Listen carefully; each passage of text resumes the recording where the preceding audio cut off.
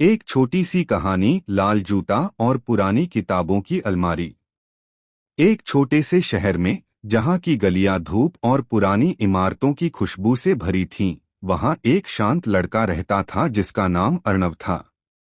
अर्णव को दुनिया की किसी भी चीज से ज्यादा पुरानी किताबें पसंद थीं। उसके दादाजी ने उसे एक बार एक पुरानी लकड़ी की अलमारी दी थी। यह अलमारी टूटी फूटी थी और उस पर धूल की मोटी परत जमी थी, लेकिन अर्णव के लिए यह खजाने का संदूक थी।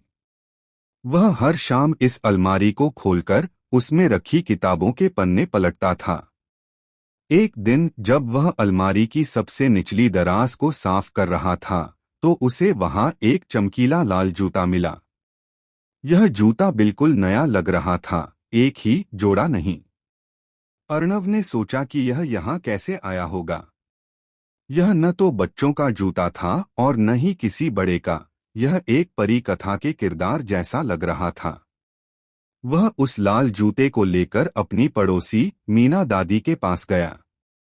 मीना दादी की उम्र 80 साल से ऊपर थी और उनकी आंखें ज्ञान और पुरानी यादों से भरी थीं। अर्णव ने पूछा, दादी, क्या आप जानती हैं कि यह लाल जूता किसका है? मीना दादी ने जूता देखा, उनकी आंखों में एक पल के लिए चमक आई और फिर एक गहरी मुस्कान फैल गई।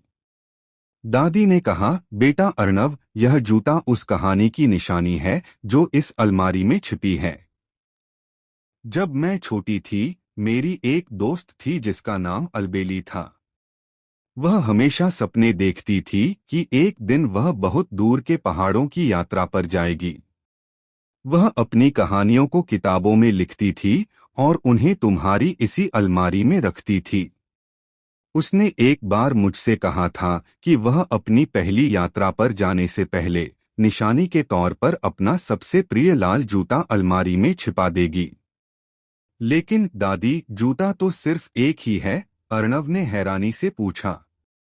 मीना दादी ने प्यार से अर्णव के सिर पर हाथ फेरा और कहा, क्योंकि अलबेली का मानना था कि यात्रा कभी खत्म नहीं होती।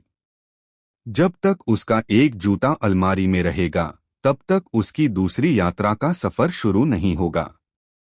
यह जूता हमें याद दिलाता है कि हर कहानी का एक दूसरा हिस्सा होता है जो अभी लिखा जाना बाकी है। अर्णव को समझ आ गया। उसने उस लाल जूते को पुरानी किताबों की अलमारी के सबसे ऊपर दिखाई देने वाली जगह पर रख दिया।